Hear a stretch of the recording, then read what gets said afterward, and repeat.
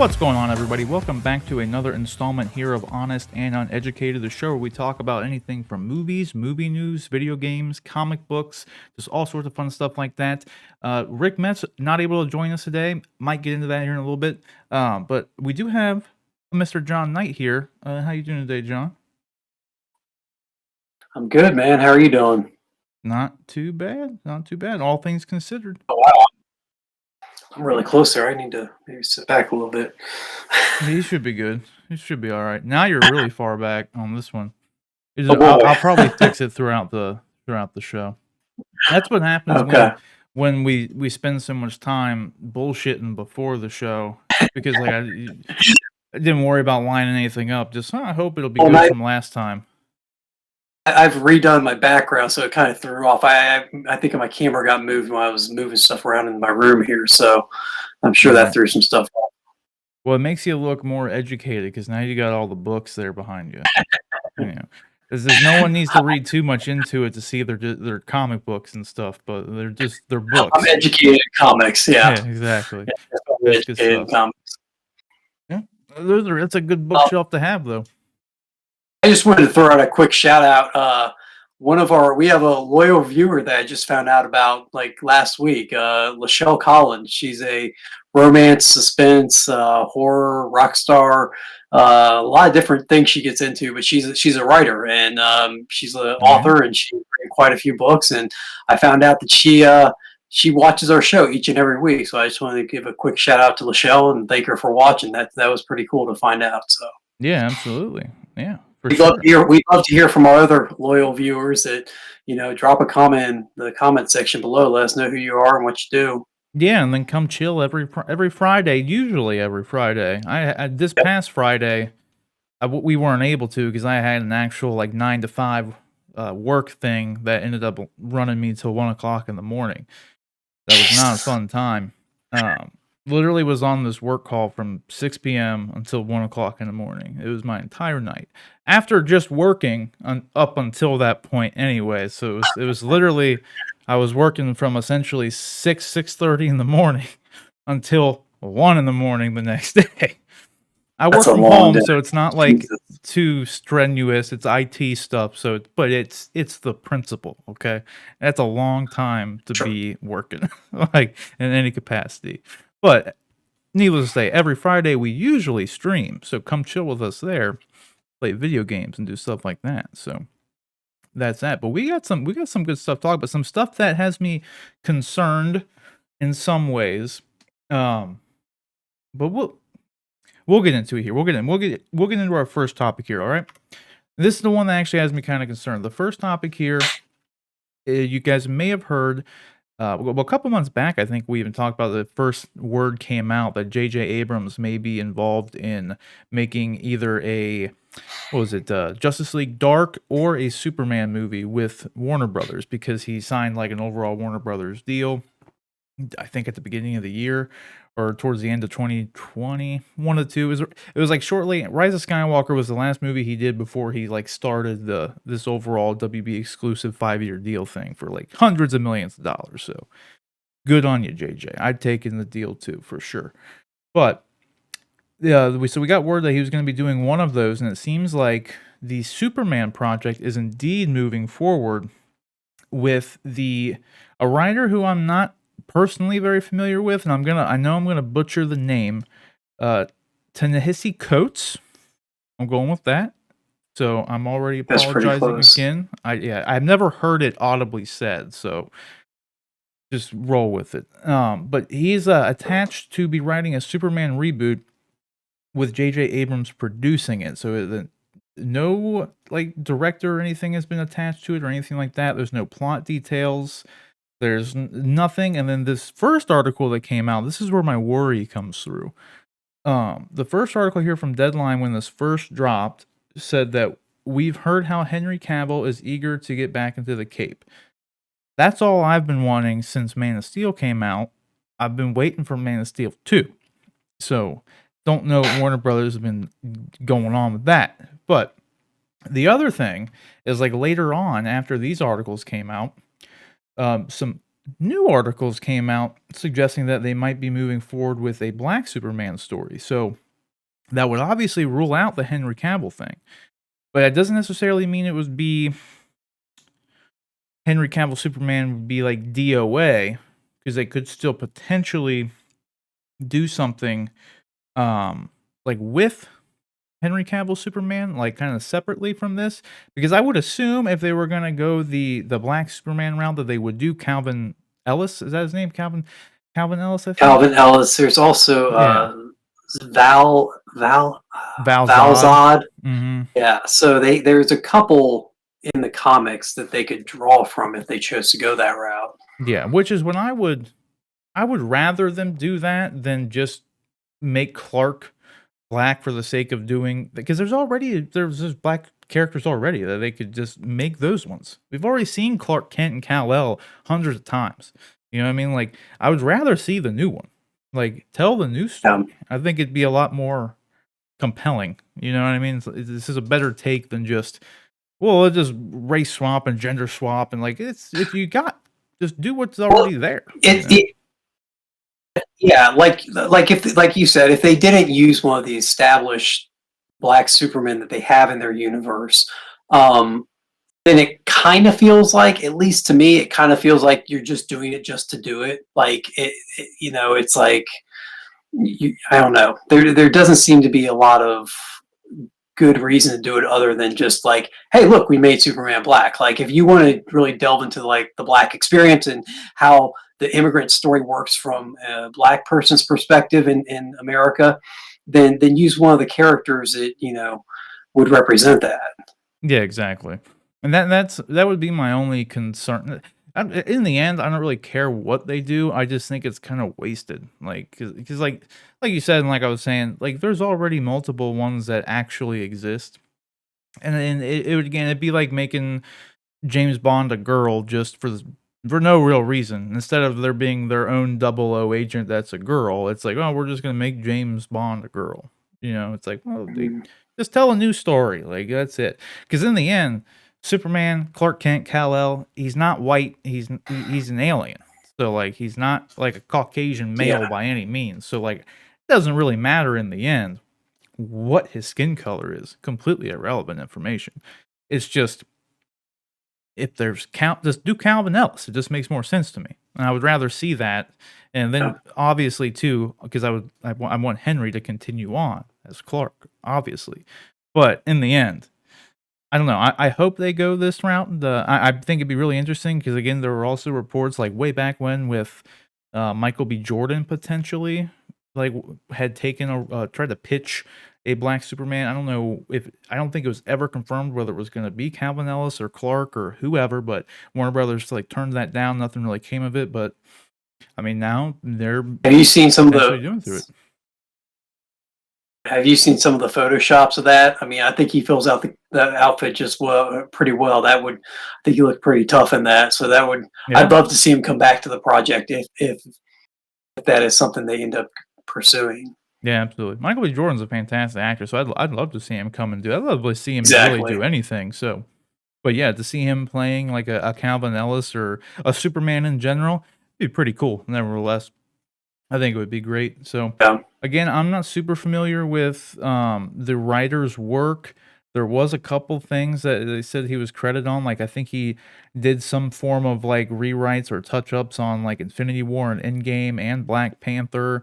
And then he did some runs in the comics, I think, as well, for Captain America and Black Panther. So he's the writer is definitely experienced in the comic book world for sure. So those are some big credits. All of his comic book work has been well received too, and so I'd love to see what he could do with the character of Superman. I think the book that he's gotten the most acclaim for is Between the World and Me, which is kind of his perspective, his look at race in America and how it affected him growing up. And it's an excellent book that if anybody gets a chance to check out, I would encourage them to look at, because he has has a really good way of not coming off as a victim. Like he doesn't treat it from a sense of um oh, woe is me, these bad things have happened to me. He treats it as kind of like a source of pride that he has dealt with everything he's dealt with and still ended up where he is. He has a very touching story about, the one time that he ever kind of felt like his race put him into a position where he wasn't happy with the way he acted. Somebody had touched his kid or like grabbed his kid and was trying to reprimand his kid, and he kind of lost it on the person, and he realizes that because of his skin color, people didn't look at him as being angry about the situation because it's as a parent and a child touching him, but just as a black man overreacting. And he has a very good way of distilling things down to kind of a way that you can at least understand where he's coming from.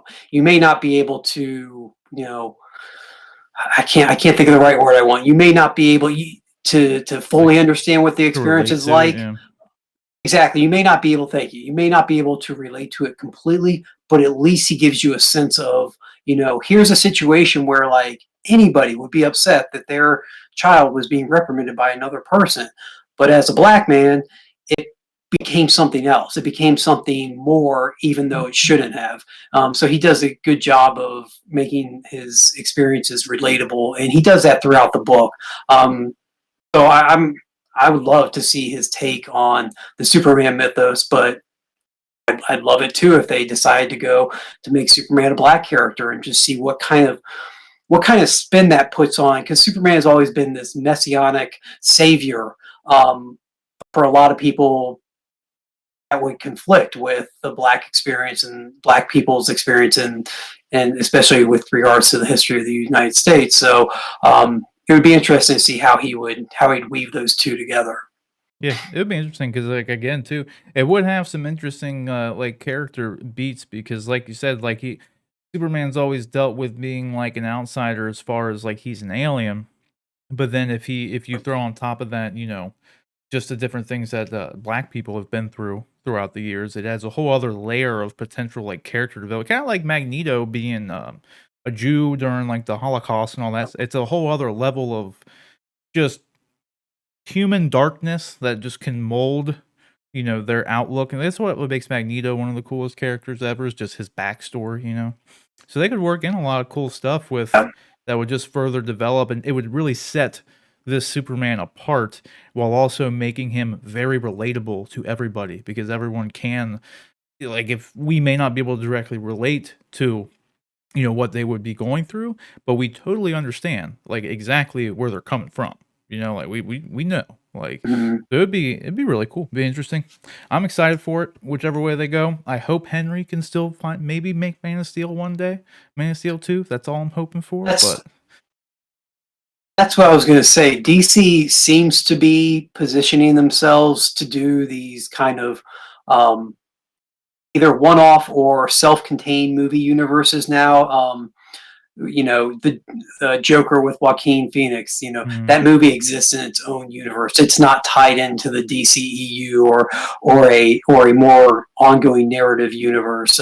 There's questions about whether or not Aquaman and Wonder Woman are still, if there even is a connected DCEU anymore.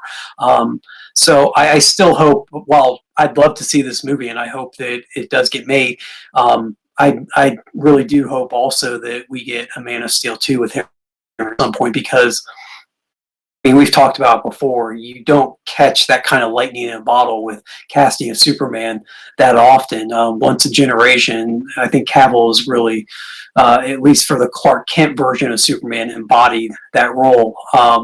So we'll see. The other thing to point out too is, like you said, the idea that Coates would be writing a black Superman movie kind of was thrown out after this initial statement or after this initial news report, and he mhm. himself in the comments about the announcing this agreement to work with Warner Brothers on this and J.J. Abrams' production company. He doesn't say anything about what race Superman is going to be in his movie. He just says he's excited to be working with J.J. Abrams' production company and Warner Brothers. So, it could be that he's working on a Clark Kent version of Superman's story that isn't necessarily a black Superman. That's awesome too. I think he would, he's an excellent writer, and he's, obviously, he's, like you mentioned, he's got the comic credentials, so he could do just as equally well with that too. Yeah, absolutely. We'll just have to wait and see. No way of knowing yet. That's why, like, I wasn't sure. I don't like when it's especially annoying when you have credible sources like Deadline. They release an article that just says, a new Superman movie is on the way, and they mention Henry, but then you have Hollywood Reporter saying like something completely different. Like Hollywood Reporter is referencing that it's gonna focus on a black character. It's like normally you can rule one out, but it's like, well, this is just two very reliable sources. So I mean, it could go either way right now, but it was a good thing to note that no one from Warner Brothers or Coates himself or J.J. Abrams, no one directly attached to these projects have came out to clarify what they're doing. So at this point, we will just have to wait and see. The other part of this that we didn't really talk about a ton was you mentioned, and you kind of when you were covering it, how it's J.J. Abrams' production company, and this is kind of one of the things that they're working on. Mhm. The announcement said that J.J. is listed as a producer on the film, Mhm. um, not a director, not obviously not script, and we all know that production credits can kind of just be tossed around out there, a dime a dozen for True. some, especially some movies. I mean, Zack Snyder as a Justice League, I think Chris Nolan has a production credit on it yet. I don't know. I mean, well, I know that Chris Nolan had a production credit on the Justice League, the Joss Whedon version of Justice League. And I really doubt that his involvement was much more beyond, hey, can we put your name as a producer? So um, I think obviously if this is coming from his Bad Robot company, he'll probably have a little more involvement with it. But I can't say that I'm terribly disappointed in that. Like, I'm not. I, I think I at this point I'd prefer if JJ just kind of maybe went back and did some creator owned stuff instead of genre hopping or franchise hopping.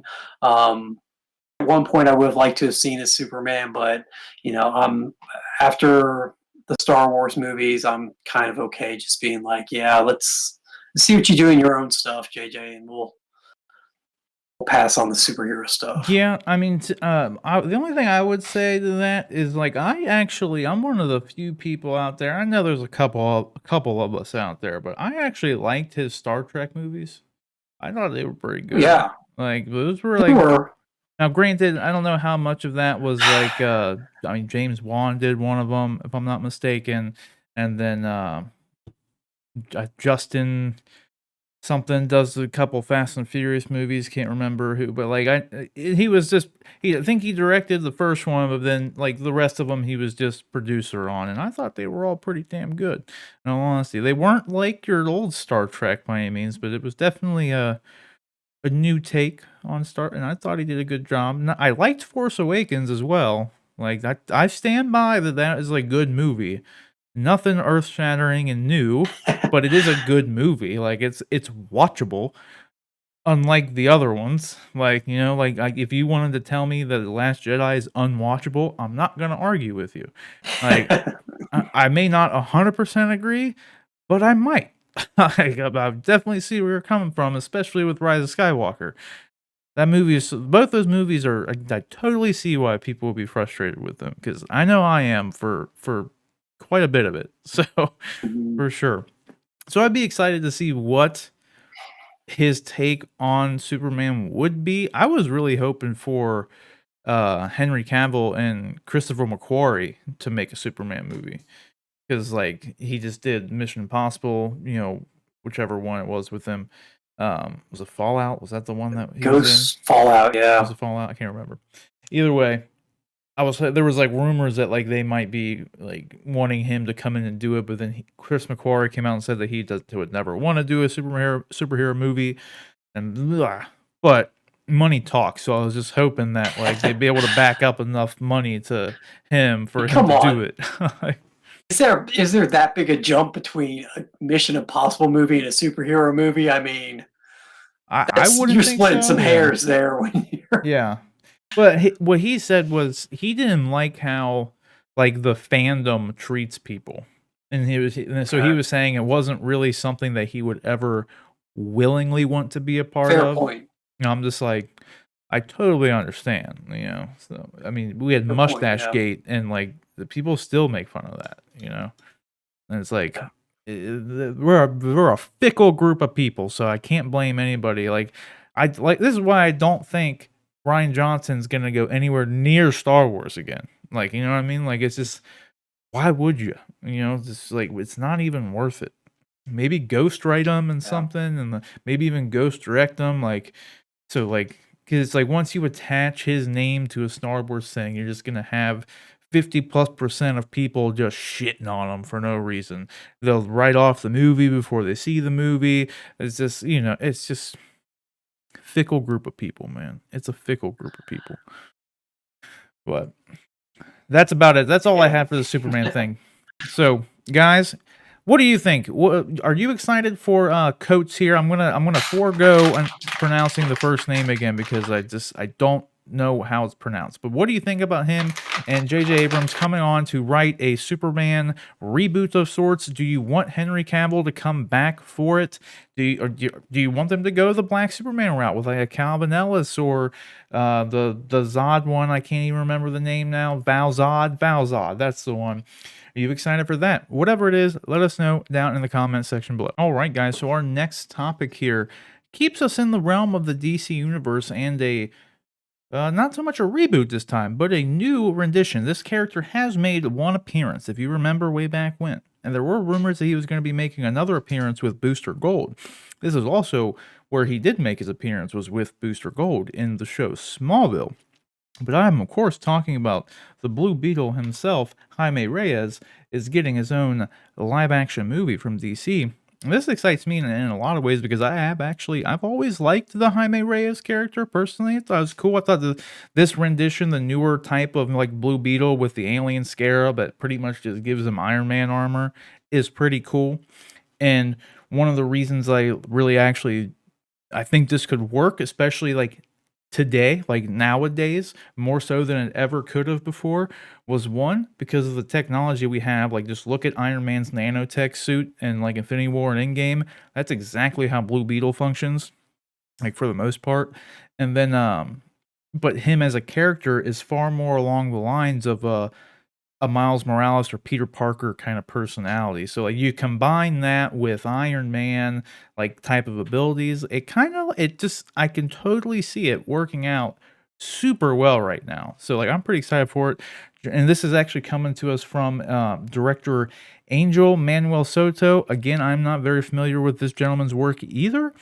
So I'm all for whatever. I got nothing to comment on. So if you guys are familiar with his work, let us know what you think about that down in the comments. But I'm just excited for just to finally see Blue Beetle on screen. I kind of would have liked to have seen Booster Gold at some point, but I've never really cared for the. Granted, I didn't really read too much of it, John, myself, but the Booster Gold and Jaime Reyes like team up, I don't even know if that was. I think wasn't it Ted Cord and Booster Cord, Gold? yep. Yeah, so I was like, I don't really know why they would do that anyway. So I would love to see freaking Booster Gold at some point. Because I'll tell you right now, the one thing that DC missed the mark on in some ways, I'm gonna just say this now. They got John Cena playing Peacemaker instead of Booster Gold. Like I think he would have made a hell of a Booster Gold. That's a great casting call. I Yeah. actually never thought about that, but that's a great casting call. Yeah. What do you think about this the Blue Beetle movie coming here? No start date or anything, but what do you think here?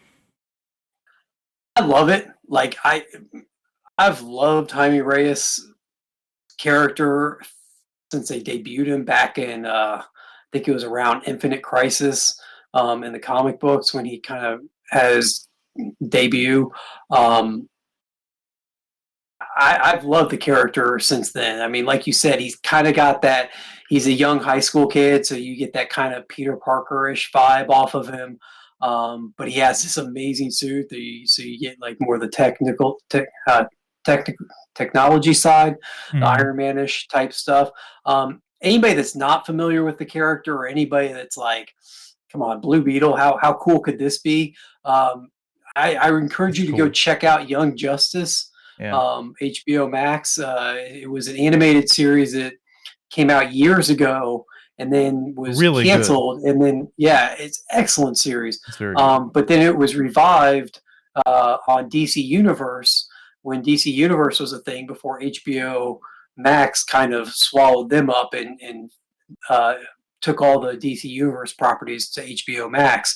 So anyway, it's now on HBO Max, or you can even get copies of old. You can buy streaming the old Young Justice episodes. Anyway, Blue Beetle's one of the characters. I think he comes in season 2.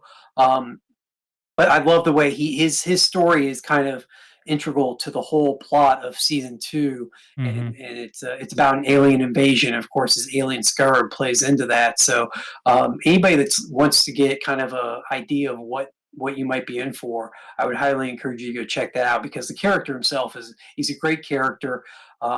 A really coming of age story they could do with him. I don't Mhm. think we'll see anything with Booster Gold unless they use Booster Gold as in kind of tandem with flashbacks that feature Ted Cord, and like Yeah. because in the comics and in the Young Justice, the scarab that Jaime has was Ted Cord's. He's kind of a legacy character in that respect.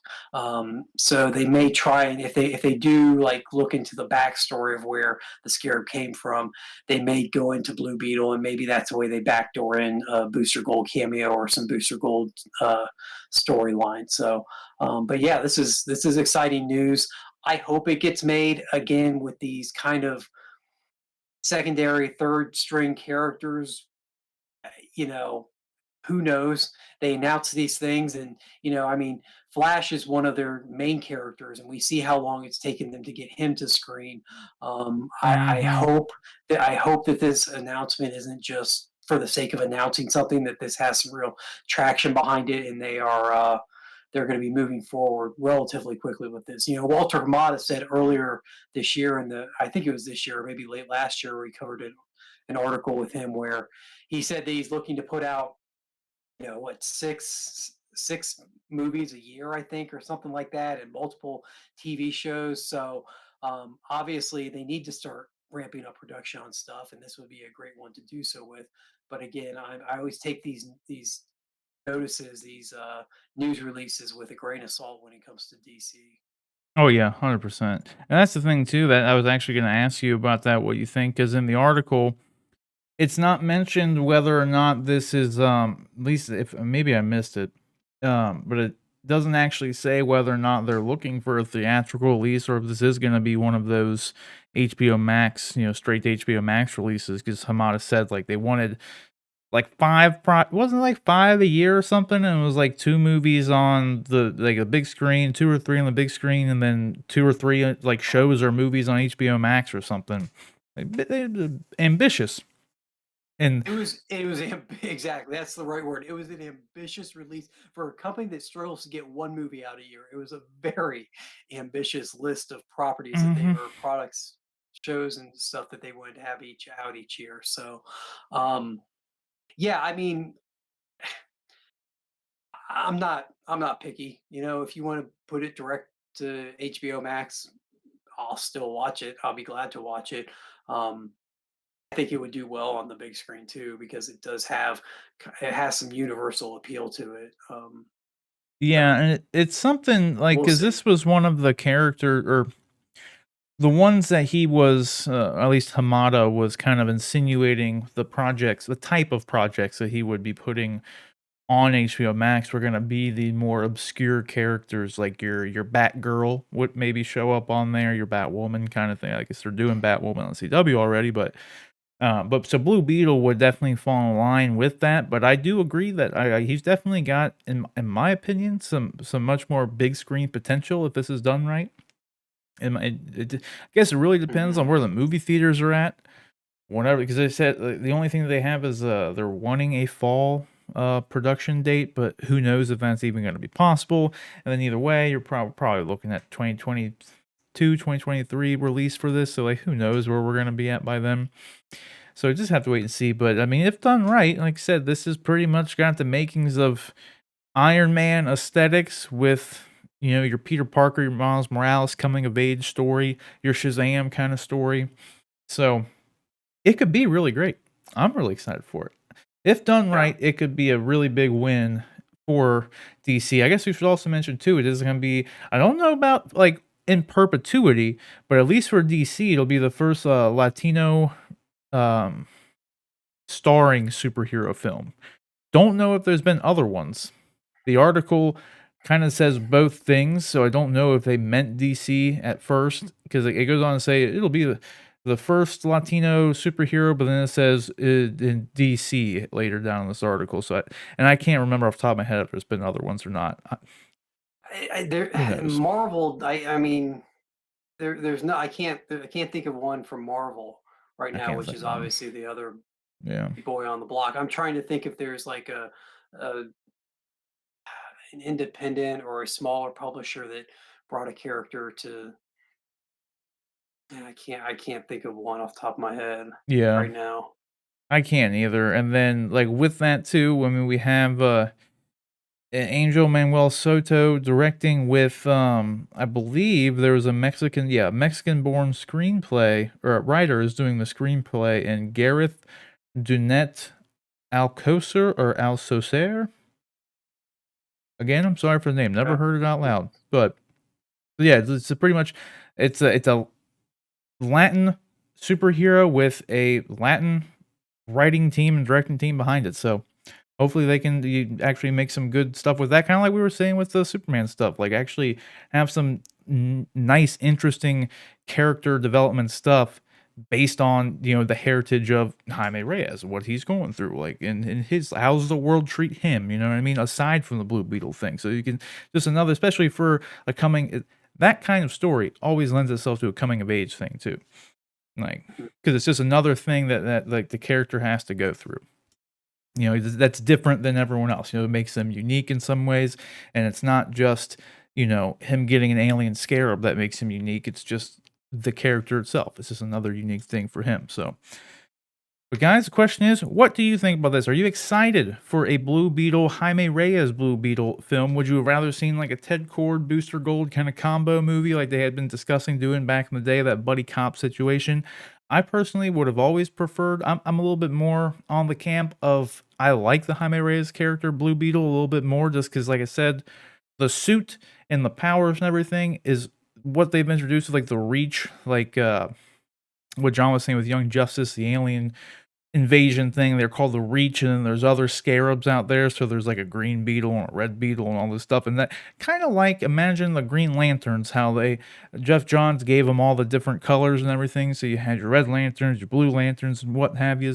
There's different scarabs like that as well. And that whole like kind of story is, I just found it interesting. So I think that would be a really cool thing to see play out on the big screen, given the way the effects work and everything today. So I'm very excited for the Jaime Reyes Blue Beetle character personally. So let us know what you think down in the comment section below. All right, guys. So our next topic here, and speaking of Spider-Man, as we were just talking about there with loosely with the Blue Beetle story, we did get some actual Tom Holland Spider-Man news and a couple of different things. One, we did finally get the title for the upcoming Spider-Man film, and it's going to be called No Way Home, which is a fine title. They did the thing where like Zendaya and then what's his name? The guy who plays Ned, Jacob Bartolone, I think, something like that. And then Tom Holland, they all posted these fake, like they posted 3 different titles prior to this one actually coming out. It was what, Home Slice, Home Wrecker. What was the other one? And No Place Like Home. Yeah, Phone Home. Phone Home, sorry. Phone Home. That was it. So then I think the next day or later on in the day, we got the official title of No Way Home. Then I think shortly after that, we got word that Tom Holland had done like an interview somewhere, and he confirmed that this No Way Home I already forget what it is. Yeah, No Way Home is going to be his last Spider-Man movie that he has on his contract. So he could always re-up and get a new contract to be in more. But as of No Way Home, Spider-Man's a free agent essentially. Like Tom Holland is not technically speaking signed up to be Spider-Man going forward. So I have a feeling they were more than likely re-up the contract because I think even Tom Holland goes on to say that like because he was questioned about the whole kind of fiasco that happened when Disney and Sony had a little bit of a falling out prior to was it Far From Home I think being made where like the deal was over and there was no more Spider-Man in the MCU and everyone was freaking out and crying and whatever. He said that that's pretty much been wrapped up and that situation shouldn't happen again. That both the studios are like they have a deal in place that they're both happy with and they want to continue working it. This is also Tom Holland, an actor who doesn't know anything about the actual business side of things, and he goes on to say that as well. But it is a little bit reassuring to know that okay, well maybe they do have everything sorted and they're not going to have this fiasco every year where we lose Spider-Man in the MCU and then he's back and blah blah blah blah. So, John, you hear these things, the new title for Spider-Man No Way Home and Tom Holland not his contract expiring after this. What are your thoughts on here? You think he's coming back? Do you like the title? I'll start with the title. The title's fine. To be honest, the titles for these movies, I've enjoyed the movies immensely. I love the movies. I think Tom Holland does a great job as Spider-Man. So let this in no way color color what you think I think about these movies. I love the movies. I've thought the titles all along were just kind of whatever. They're Mhm. very on the nose. I mean, Homecoming, and literally there was a Homecoming. Now I understand it was Spider-Man coming back to the Marvel universe proper, and Yeah. the idea, the play on Homecoming. Far From Home, he literally was far from home. I guess there was some subtext there with he felt far from home because he had been in space or because he didn't have Tony around anymore. I'm guessing that's what the subtext of that was supposed to be. It was kind of a stretch to get there for me as far as the naming went. So this is fine. No Way Home. I who knows what this kind of implication means. Um, I feel like I the assume names are kind of gimmicky, and like I grew tired of them after we heard "Far From Home" was the title because I just don't. The titles are meaningless. Like the sure. title's not going to make the movie good. It's not going to make the movie bad. Like I totally get that. Well, It's just annoying. Like and I they just kind it's of kind of lame. yeah, This is a lame title, but they kind of and they kind of back themselves in the somebody was real clever and came up with the title Spider-Man Homecoming mhm. about the movie that had dealt with the homecoming and with Spider-Man coming back to the MCU. So that was a very clever title. I'll give them Yeah, that credit, one was and good. it I worked liked really that well one. for that Mhm. first movie. But it kind of backed them into the corner of then they're having to create these kind of subtitles for every future Spider-Man movie. I always thought it would have been cool to have, you know, do what they did with Batman and use the other things, the other names that he's gone by. So, Spectacular Spider-Man Yeah, or that's what the I always Amazing wanted. Spider-Man, I wanted it to I thought go that would have like been cool. amazing, spectacular, and then ultimate. That's the trilogy. Ultimate, yeah. Yeah, like that would Yep, that'd that would just have been be it. cool. I always wanted them to do that. Like, because I Yeah. thought that's what they were doing with Andrew Garfield, but then it was just, oh no, it's just two. Maybe Yeah. Spider-Man 1, Yeah. maybe Spider-Man 2, but whatever. Yeah, so I think they kind of backed themselves in the corner as far as naming went. And so who knows, obviously if you want to take the other ones have had a literal implication so Far From Home. So I mean, does Spidey go to space on this? I mean, we've talked about the multiverse possible implications is the fact that he's going to literally other universes possibly mean that he's going to be exceptionally far from home. I mean, there's got to be some literal component, and then there's going to be some textual, subtextual component to it too. About the whatever the theme behind the movie. So anyway, this title's fine. They did get me with the troll job. I was all excited when I saw Tom Holland's post. I was like, phone home. Wow, that's. I mean, ET. What? Why would they? Why would they give a direct Right. reference to ET? Are there going to be aliens? Does this tie into the scrolls somehow with Marvel's upcoming, secret invasion? Like, whoa, what's going on? And then within an hour, you were found out they were just trolling you. So it was fun. They got me. Good job. As far as Holland leaving or his contract being up, um, I think we said this. We talked about this when the news first broke. I think we had Discord back and forth about it. I don't see any way he doesn't come back. First of all, he has pretty universal acclaim for the way he plays Peter Parker. Nobody's like, get that kid out of there. He's terrible. No, people like him. And if anything, he's set to pop off even more with Uncharted coming out and some of his other movies were coming out. So, Mhm. I don't think Marvel or Sony are eager to get rid of him. Um, and I think he honestly likes playing the character. I mean, everything we heard when the Marvel and Disney and Sony deal to use Spider-Man fell through, everything we heard was that Tom Holland was one of the key players in getting that back on the table by going to, his boss at Sony and saying, "Hey, look, I think this really needs to happen. I think this is what the fans want. This is what I want." And I think that, he had some influence there. So I don't see any reason why he wouldn't come back. It was interesting. There was a quote that I just saw right before the show that said that apparently somebody asked Robert Downey Jr. about him leaving, and he said, "Look, Tom Holland's not going to play Spider-Man when he's 37, so he's going to leave eventually." So I think that's true. I think that's something to also keep in mind. Holland, Spider-Man, unless they want to do what they've done in the comic books and have him be a adult with a family or possibly a family or in job problems and stuff, then he by nature a character that you find a way to bring in a younger actor to portray eventually. And Mhm. so maybe Holland does another 2 or 3 films. The one thing that strikes me really odd about this coming out now is that Sony and Marvel did make this agreement to allow to allow Marvel to produce this movie, which is still set in the MCU. However, we haven't gotten another Spider-Man appearance in another MCU property movie. So we haven't gotten a Spider-Man in the new Avengers, or we don't have confirmation that he's in Doctor Strange or any of these upcoming films. And I would think that Marvel, obviously they want to be in the Spider-Man business and they'd be happy to produce Spider-Man movies, but I think they would also want, in any kind of deal, they would have wanted some agreement that he would come back and play Spider-Man in a future film for them as well. So this is interesting timing. The implications are odd to me on this. The other thing that's interesting too about because yeah, I agree. I don't think there's any way he wouldn't come back.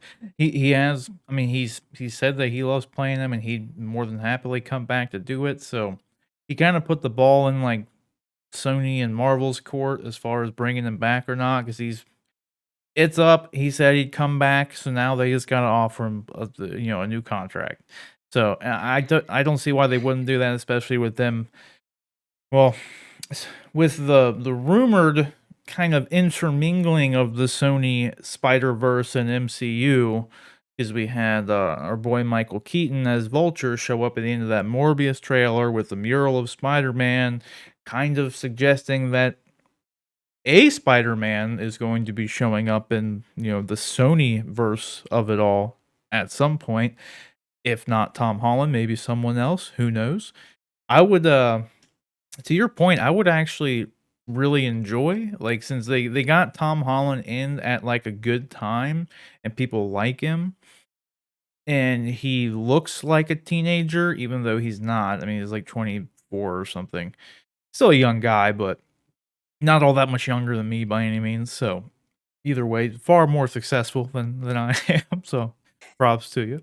Um I would like to see them actually do the thing where he grows up and, like, continues on, because like, obviously, I like the Peter Parker, like, teenager and college student and all that stuff too, but, like, it's one of the things that a lot of these, like, revival shows have going for them is that they come back, or like, Lizzie McGuire was gonna come back, for instance. It ended up not, but either way, Lizzie McGuire did a little teenage show, and then 10, 15 years later, they were gonna bring it back, but it was gonna be, Lizzie McGuire going through stuff at this age now. So, and the Yeah, unique thing with that like is they've done with Full House, yeah, and the audience has the grown up the with them. Fuller House. So, Yeah, yeah, so that's kind of the thing. Like, you get to see them experiencing new things, but you're also at a place in your life where you're going through the same thing. Like you were then when you were in high school, and that's all great. But I mean, kind of like me right now.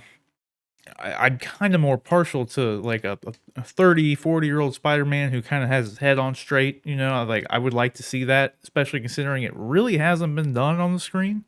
So they kind of hmm would be in a really good spot to have Tom like continue playing it for another, 3 movies. That'll be another 6 years, so he would be about in his 30s by the end of it, and you just have a nice, evolution of the Peter Parker character, in like this world. Then hell, he could keep going if he wanted to. I mean, it's kind of like RDJ said, like this is totally up to him. Like, he doesn't think he's going to be playing Spider-Man when he's 37, but he was playing Iron Man in his 50s, so I mean, you never know. it's true. Like, you never It's know. very But I true. would like to see that for sure. I think it'd be a cool thing, and then you just again, you have the benefit of all the kids growing up with his Peter Parker. So if he's still playing Peter Parker in 10 years, they can tell more adult Spider-Man stories because their core audience is growing up with him. It's just Yeah. something you don't always get a chance to do, so when you can, I like that. It's it's an interesting dilemma, I think that Marvel and Sony are in with the character when you talk about aging him up. I'm with you. I think that seeing an older Spider-Man, a statesman for the Marvel universe, so to speak, Right. is a cool idea.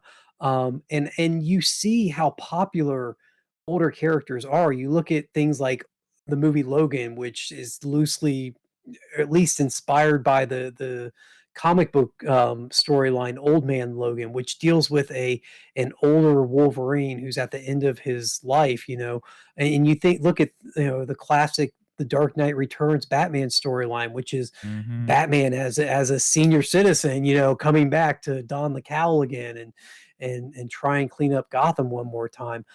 These stories with the characters, aged up have a lot of appeal. A lot of people are really interested to see, what would an old Spider-Man, I say old, but what would an older Spider-Man look like? I mean, theoretically, you could have Tom Holland play Spider-Man, you know, over the course of his entire life if he wanted to, Mhm. and get some of those older stories. Um, Well, and we but the saw flip the side, older Peter in, Spider-Verse too, and I exactly, thought it worked really well. So that's yeah. kinda why I think because then you could bring in, like, another younger one and have him mentor him or bring in Miles or something, but yeah.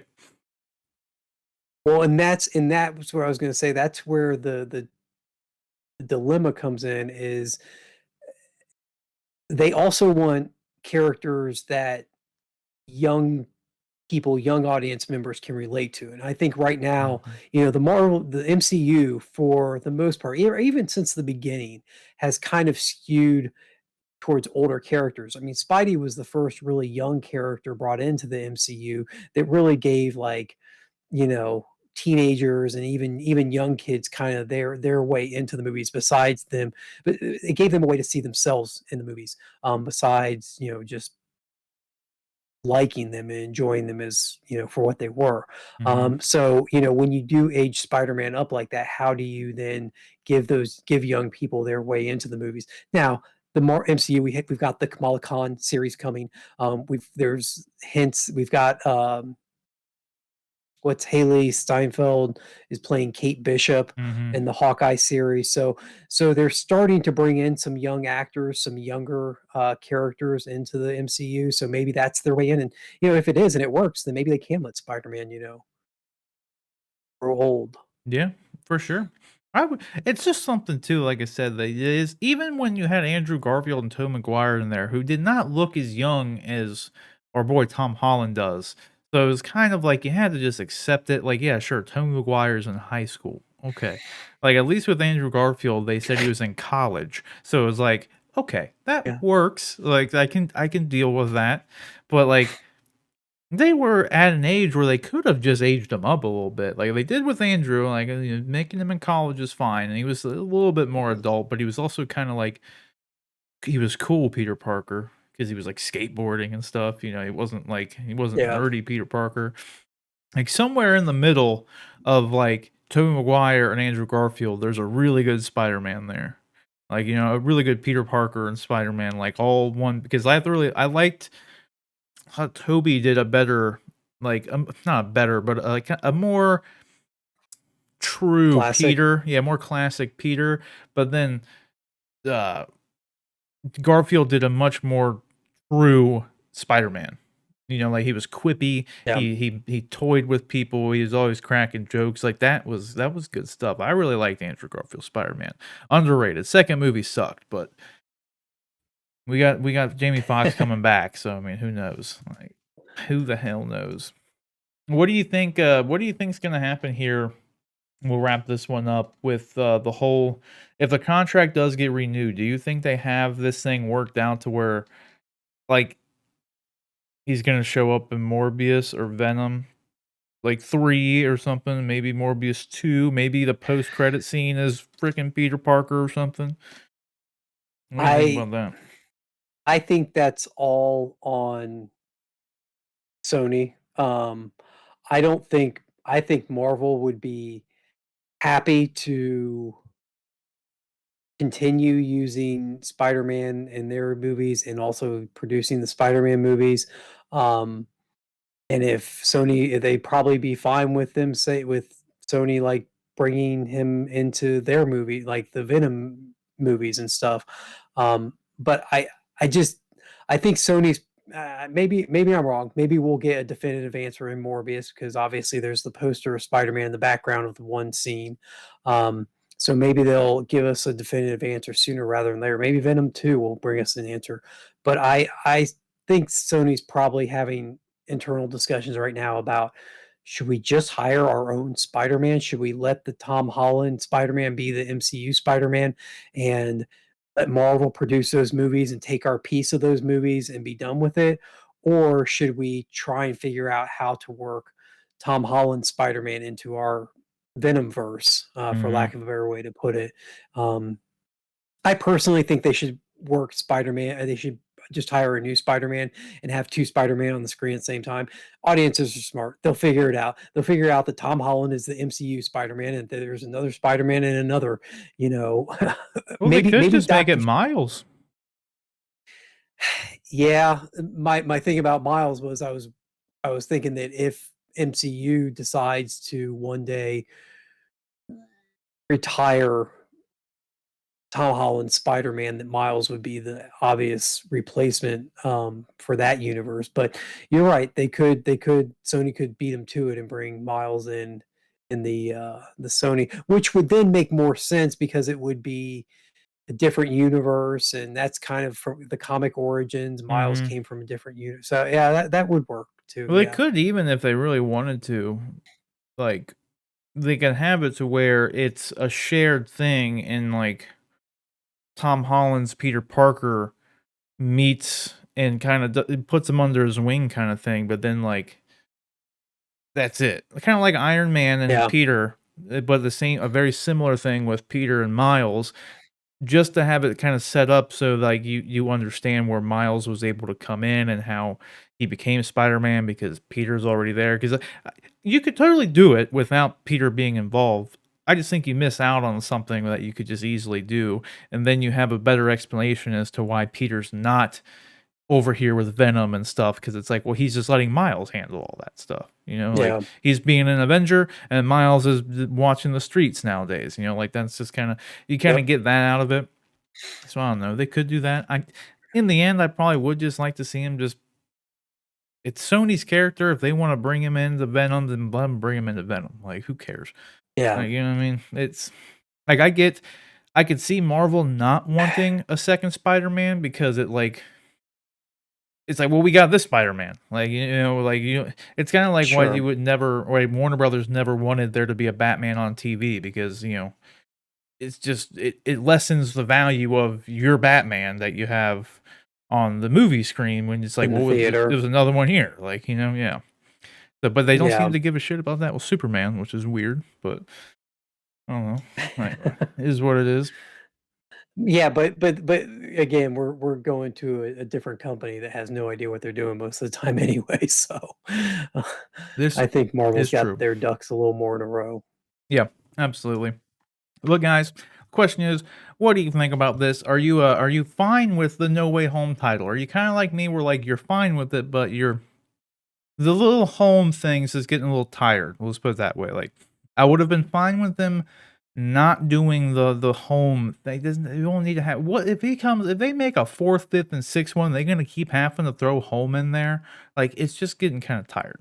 All right. And it's just a little bit much. I know it's a title, it doesn't mean anything, but nevertheless. And what do you think about Tom Holland's contract expiring? Do you think he's going to be coming back? Do you think it's a sure thing? Do you think he'll actually pop up in the Sony, Venomverse with Morbius and all that? Let us know down in the comment section below. All right, guys. So our next topic here is has to do with Zack Snyder, but not the Snyder Cut, for one of the rare occasions where a Zack Snyder topic has nothing to do with Justice League or the Snyder Cut and what have you. And that's we finally got the teaser trailer, not a full trailer yet, but we got our first teaser trailer. First look at the Army of the Dead, the Netflix film that's going to be coming out with a zombie film. I was excited to see this before the trailer. I gotta say, like, the trailer didn't really blow me away. I didn't think it was a bad trailer. There wasn't a whole lot. I don't know. Honestly, I got some Suicide Squad vibes off it. I don't know about you, but like when I was watching it, the way it was set up, the title splashes and just like the music, it just seemed very Suicide Squad-y, which would lend I itself hadn't to this kind of movie. But I don't know. What did you think about the I hadn't trailer? made that connection. I hadn't made that connection, but I can see where you're coming from. That it Hmm. did have that kind of vibe to it. Um, I'm just gonna jump right to it because I said it to you when I first saw it. Like I felt very underwhelmed, and just this encapsulates my entire feeling about the trailer. The final shot, which is usually like, oh man, that was so cool. Like the final shot of a trailer is usually something where you're kind of blown away, or at least or a teaser or reveal of some character or something that's happening in the movie that you weren't expecting. The final Hmm. shot of this trailer is a helicopter falling sideways, crashing. That's it right there. Yeah, that's Like it. that It doesn't even seems crash either. very pedestrian. If it Yeah, it doesn't crashed, it even would have been like a whoa, but like it didn't. yeah, it seems like a very pedestrian shot to be your, that's what you're gonna leave the audience with from this trailer is just a helicopter crashing or Yeah, falling. yeah, I don't Um, know. I don't know who cut this trailer. I don't know if Zach was just too busy working on Justice League to really put a lot of time into this, or he had like an intern do it or something. But um, I'll say this: I mean, it looks fun. It looks enjoyable. The cast Mhm, looks good. Um, Zach obviously has his movie roots in what was it? It was Dawn of the Dead, right? mhm. Good Um, movie. which was an excellent movie. Yeah, it was Mhm, such a good movie. Like I was a big zombie fan when I was a kid, and so when Dawn of the Dead came out, I was like, "Oh, they're remaking Dawn of the Dead. Like, are we sure?" And I was blown away. I was like, "Oh, that's awesome." So, I mean, him going back to zombies is I'm all for it. Like, bring it on. Um, and this trailer didn't diminish my excitement for it at all. I just came away going like, "Really? Like, ooh, maybe we let that one sit in the pot and cook a little longer because it mhm. seems like they just weren't quite ready. It was like they kind of felt like they had to bring something out. I don't know. Maybe they're trying to like jump on the hype of Zack Snyder's Justice League and like they wanted to get something out and but like I said, nothing encapsulates it more than that helicopter falling is the final shot. Like, okay. Yeah, I definitely it didn't make me like it didn't turn me off from the movie, but it didn't do anything to raise my excitement Mm, level for it. I was already gonna watch it. I mean, it's gonna come to Netflix anyway, so it's not like I have to travel and pay to sure. see it anyway. Just paying monthly for it. It's gonna be there. I'm gonna watch it. I'm excited because of Dawn of the Dead, and I'm also excited to see Zack Snyder finally do something outside of the DC universe. That's all it's been for since Man of Steel, so like 2012, 2010, whenever it came out. So I mean, it's been a while. He hasn't done really anything else in between that time period. So I'm excited for Snyder Cut, which is also right here in this shot right here. This is the Snyder Cut, which is still like one of the best Easter eggs ever. Like, Yeah. but I'm excited for it, and damn it, what was I gonna say? The one thing, my mind just went completely blank. It's I have okay to no think idea. about Oh for a no, I got second. it. The Netflix must love this thing, or it must be really good because they ordered like a series, like a TV series, prequel series, a prequel movie, an anime series. Like they have like Netflix went all in on this thing. Like so, like they must have Okay. liked what they've seen. So I find that interesting that they're making I can't remember if it's a prequel movie or a prequel series, but then they're also making an anime series. So not animated, like literally an anime series apparently. So I'm excited for that. I'd like to see it. I don't know. I think that's kind of cool. Like so, they must like what they saw here. The one thing I will say about the trailer, and this is the first time I've felt like this, and maybe it's because I've watched more Netflix movies, original movies recently. Um, Netflix has had like some of their movies, like Extraction. I don't think a lot of people really loved Extraction. I personally really liked it. I thought it was a good movie. I like Chris Hemsworth a lot, so Good that action. maybe that had good action to it. Like the storyline wasn't anything spectacular, but it was a I thought it was a good movie. I've heard a lot of people say it wasn't that great. But there have been some other movies that they've come out with recently that they're starting to get. At least to me, there seems to be this sense among on social media that Netflix movies are kind of the direct to video movies of the movie world Hmm. versus these movies that actually compete with big budget blockbusters on the theater screens, which is kind of what Netflix builds them up to be. This trailer kind of reinforced that direct to video feel to me for the Netflix brand, and I hope that it's just a case of a bad trailer and that it's not true because I think Netflix needs to start scoring some wins, some hype in among on social media and just among the masses that their movies are just as good as what's in the theater for the most part. Yeah, they've definitely been a quantity over quality company, like 100%. Mhm. There's an endless library of Netflix original series and original movies and all this stuff, but like they normally do they have a far better track record with the original series. Like their series are normally Definitely. always really good.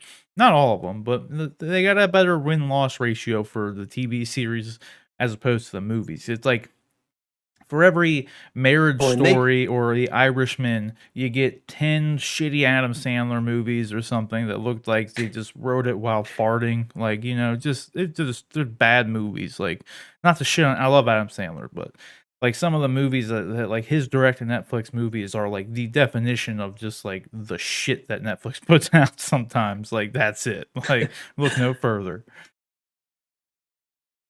well, I was yeah, like the Anthony Mackie had one that just came out recently. I saw the Hmm. trailer, I was like, "Oh, that looks good." And I was like, "I'm gonna have to watch that."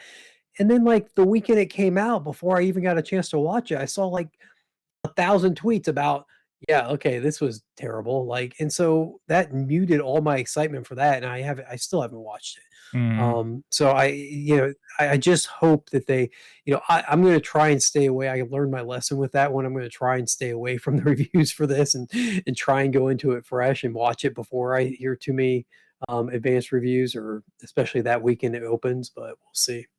Yeah, I'm excited for it. Like I said, the Dawn of the Dead was great. I want to see Zach do something outside of DC, so I'm looking forward to that. I'm hoping it's good.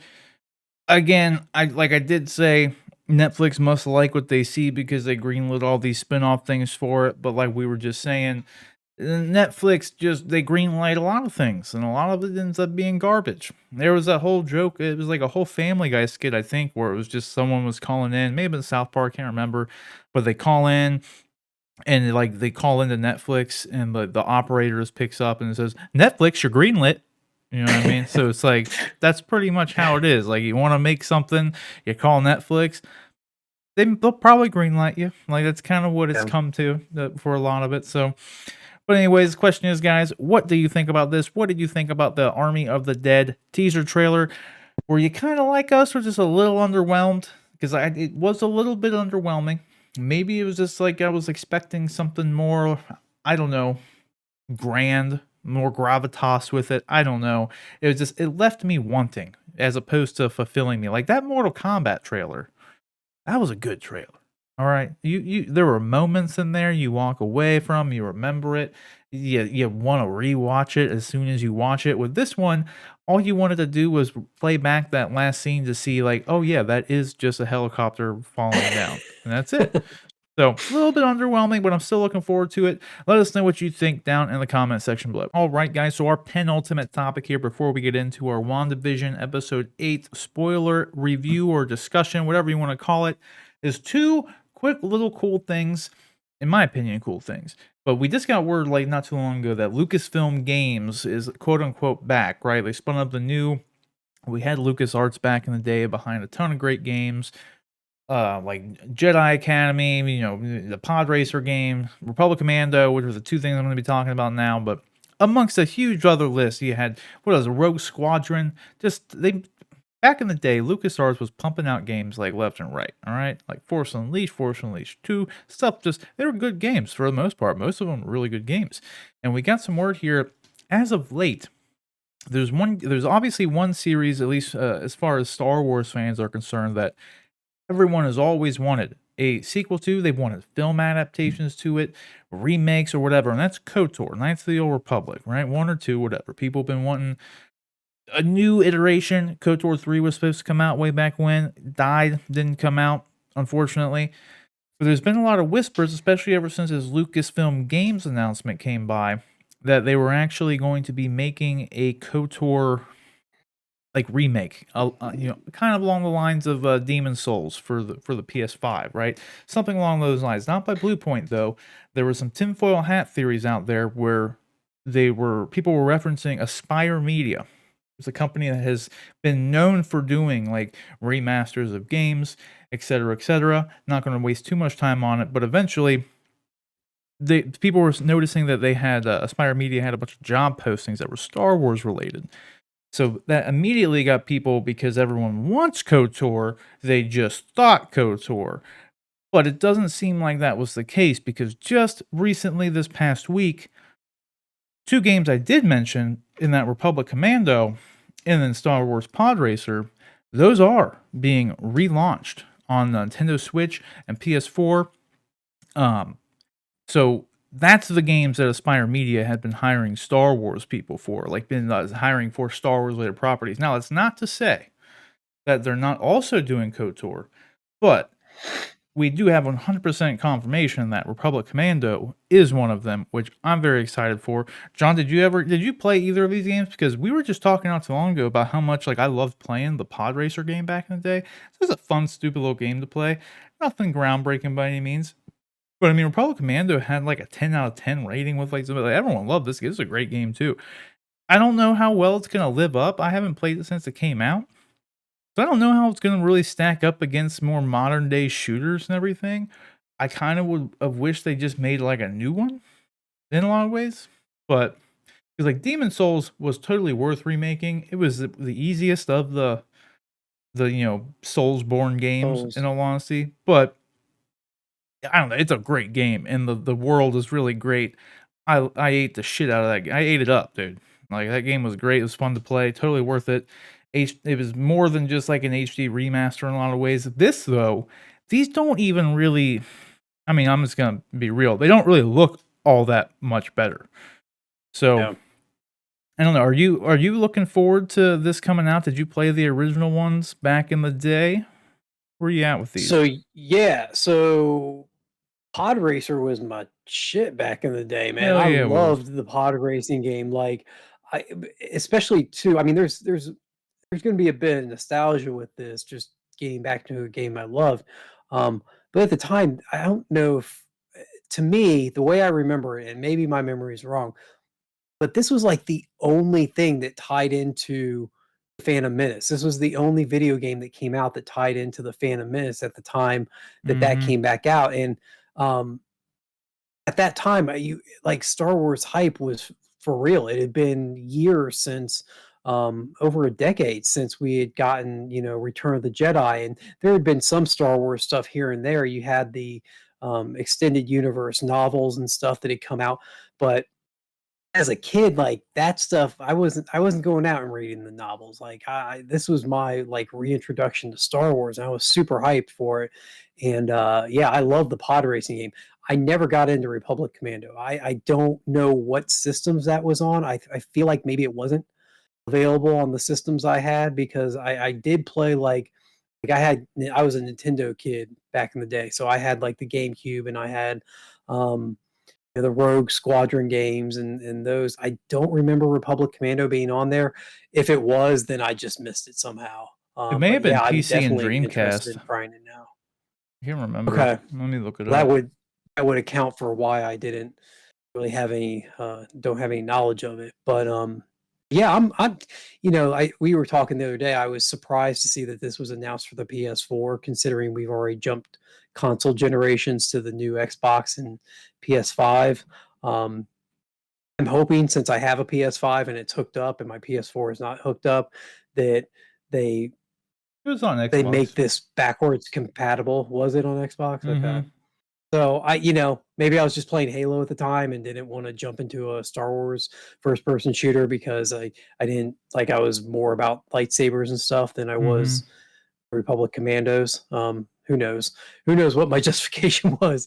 But anyway, I don't know. But I am eager now, because the Star Wars hype train is back and it's real, and so I'm ready to try anything Star Wars. So it would be nice for me. I mean, it'll be like a brand new game for me. Some outdated Yeah. graphics, like you said, but it will be like a brand new game. I won't know a thing about it, so that's That's exciting. the only downside with it, and, like, I get it, not every game can be completely rebuilt from the ground up like Demon Souls and everything, but it is kinda disappointing that this just seems like a port as opposed to any sort of remake or remaster. Like, I mean, the assets look, like, almost like they did back in the day. Like, Sure. it's kinda disappointing. There was a third party, someone was like a fan-made remaster of, Pod Racer that someone made. I actually downloaded it, never installed it, but they rebuilt everything in Unreal Engine, so, like, everything looked like a new version of Unreal Engine, because the Republic Commandos and everything, they were made in the an older version of Unreal Engine, but this was a modern update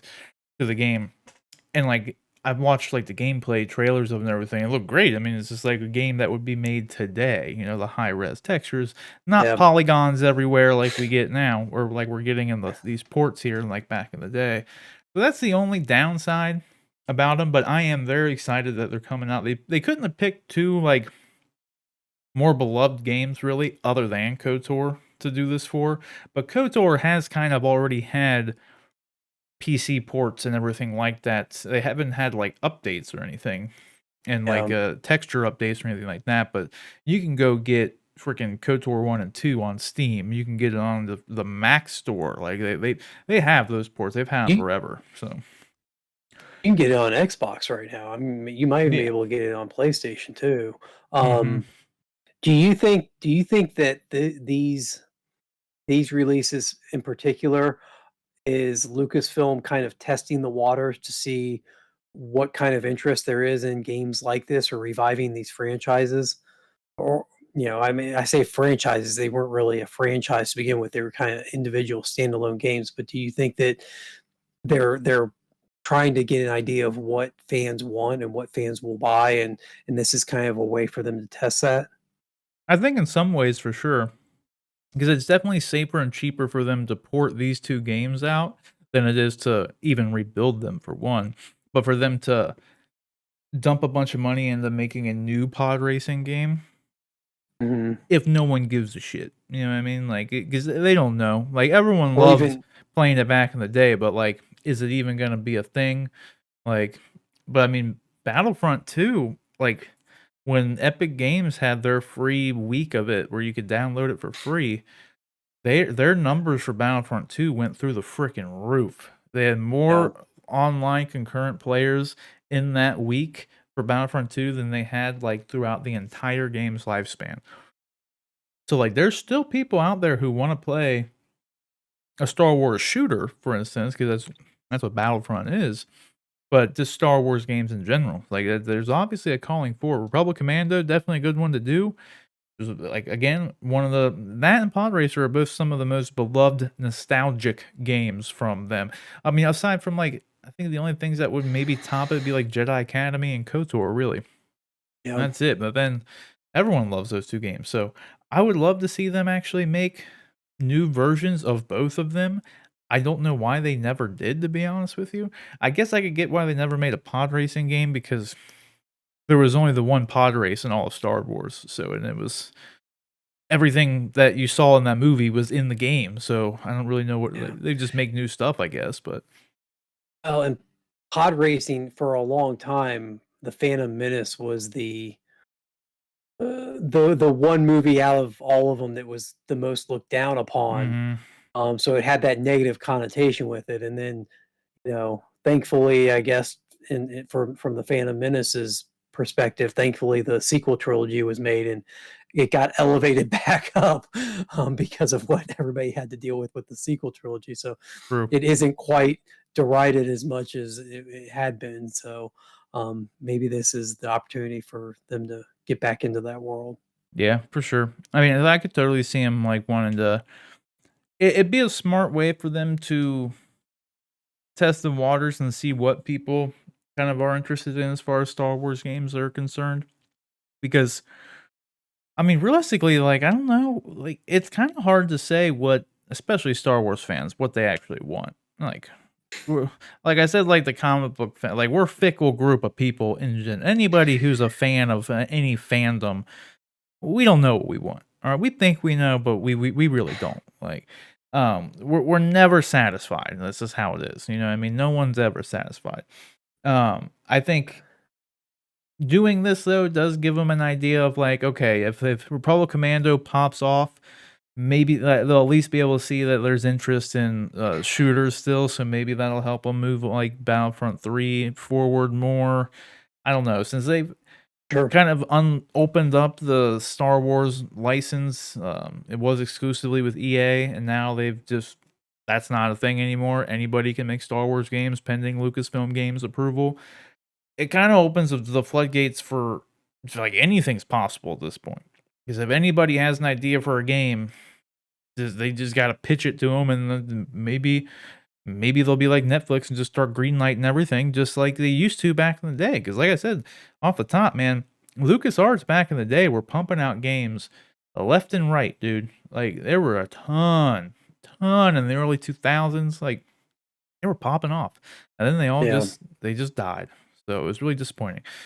But we'll just have to see. I hope we get a new KOTOR. That's what I want. I want a new Battlefront game. I want like the penultimate, just best Battlefront game. No bullshit where you're like sticking to canon. Like there's all the heroes in the game. You play with them all. Don't let people play the game. You know what I mean? That's my biggest thing with these games is like, don't limit what you can do. Like to some degree have progression. Yeah. But like, with Battlefront 1, it was like such a they tried to lock it into only being that core group of like that timeline. So like you couldn't have Maul, you couldn't have Clone Wars stuff, you couldn't have this, and it's like no one wants that. No, you want to play a Star Wars game, you want to be able to freaking play a Star Wars game, not play a limited boxed in version. So I don't know. Yeah. So. Did you have anything else you want to add? No, I mean, I think that this is yet more good news. The only thing I'll say is I think this is more good news that EA's vice grip on the Star Wars franchise has been loosened, and we're able to see these other companies come in and do something with these things that like this. I would have never in a million years thought, oh, Star Wars pod racing game. That's something I really want to play again. Or I hadn't even thought about that game in a decade, at least, if not more. And but then when I saw it, I was like, oh, that's awesome. I love that game. I'll definitely pick it up and play it some. Yeah, 100%. That's the thing.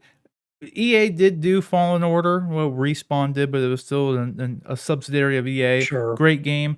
Battlefront 2, they really turned around. Battlefront 2 is like I'd go as far as saying Battlefront 2, as it is now and as it was after they fixed everything, is a great game as well.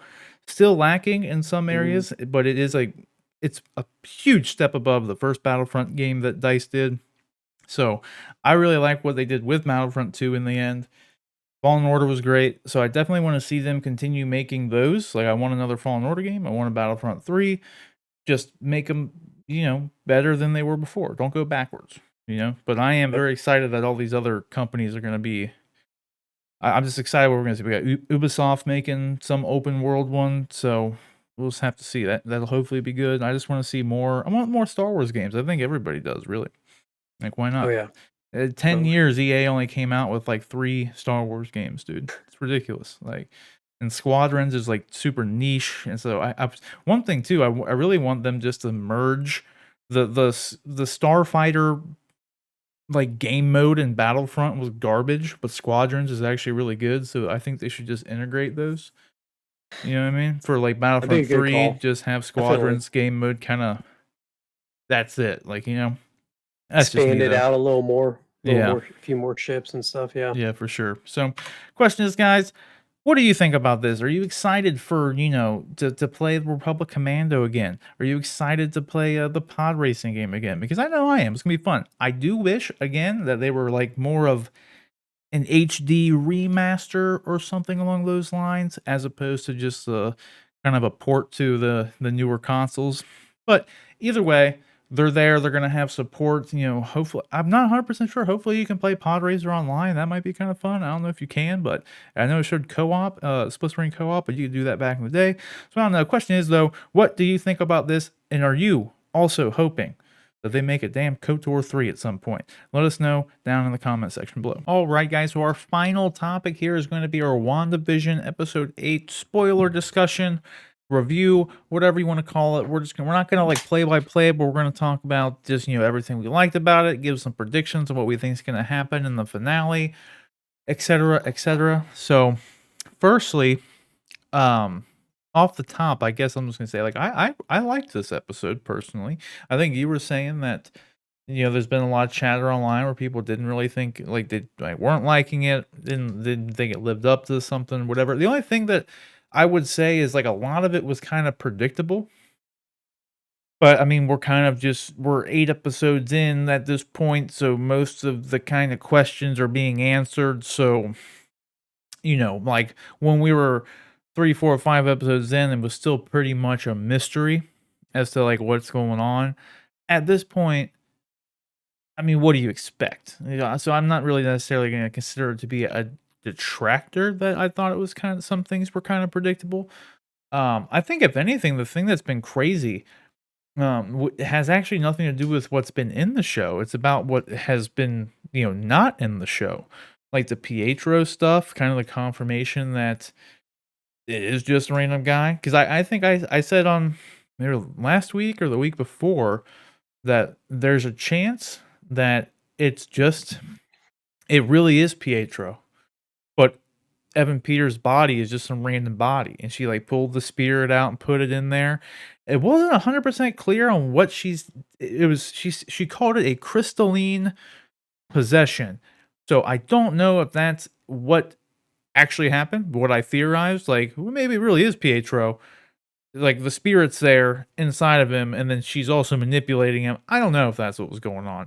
But we found out it wasn't Pietro nevertheless. So it doesn't seem like it's either not Pietro, it's Pietro's spirit, it's not Fox Quicksilver. Like I think that's pretty much confirmed. So Definitely felt like that was, I mean, because like you said, because all the circumstances around what exactly is going on with him are kind of iffy. It doesn't, I can't say with 100% certainty, but it does seem like she was implying or saying that the Pietro that showed up was just a random person that she hex or that Agatha put a spell on to portray brother, and so it doesn't have any connection to the Fox version Quicksilver, which I think I mentioned this last week. If that turns out to be the case, okay, fine. I'll deal with it. Um, but it seems like a awfully big. It seems like a troll on the part of the 100%. MCU. Mhm. Like I'm not sure what the thinking is behind why you grab. I'll be really interested to hear Kevin Feige or whoever did the casting for the show. You know, I hope somebody asked them why did you go out and get a character that had played Quicksilver in the X-Men movies portray Quicksilver in your show when they didn't have any kind of connection and it didn't, involve that in any way. Was it just an homage to those movies that were you just like paying your respect? Like, hey, there have been X-Men movies and we liked some of them and like that's why or what? So because I really thought that there's no way you cast that same actor with the fandom knowing exactly who that was and what his role was, um, and then not have that be part of the story. So we'll see. Yeah, because that is the thing. It's to me, it does feel like a very cheap way of misdirecting your audience. You know what I mean? Because like, Mhm. it's like Sure. instead of just making it compelling narratively, you have to throw in some visual cue that's gonna confuse the audience. And like doing that, it is just kind of cheap in my opinion. Like, because it's like Yeah. they could have had it be any random person come in and say, like, if it was just me, I was cast to play fake Pietro, there'd be no speculation over it. No one would think X-Men was here, there'd be nothing. But his appearance brought so much along with it that it's kind of cheap in all honesty. Like it was a real easy way. It's like bringing freaking Sir Patrick Stewart in just to play a random bald guy as opposed to the famous Professor Xavier bald guy. You know what I mean? Like Sure. it's just a kind of a I get it. It's a good troll like thing. It definitely worked, but it's just kind of cheap in my opinion. Not that it's a bad thing. I'm Sure. just calling it as it is. Like it's just a cheap way of throwing off the audience. Is what it is. Yeah. It was kind of a. It was kind of a. Yeah, okay. They were able to end the one episode on the little bit of cliffhanger of him showing up, like, oh my God, what does that mean? Or, whatever. And Mhm. ultimately it means nothing. It was fake hype, it was fake, excitement, and it was done simply because of the coincidence that there happened to be two different Yeah. actors to play Quicksilver at one point. Yeah. Like they So literally put it in there just that because they knew the implications that like it would cause us to think. Like they knew it. So that's why they did yeah, it. And it's like when there's no payoff with that in any way, like not any sort of reference as yeah, to why he looks like that and like, not that it has to be the Fox Quicksilver or anything, but it's just like again, it's just kind of cheap. Like cuz they 100% knew exactly what we would think when freaking Evan Peters comes in to play mhm, Quicksilver.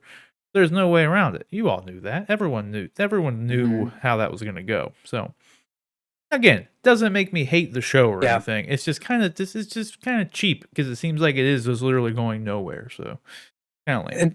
And I was just gonna say, that being said, if that is the worst thing I have to say about this show, then I'm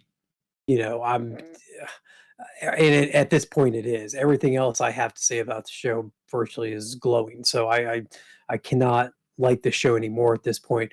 I loved this particular episode. I thought it was phenomenal.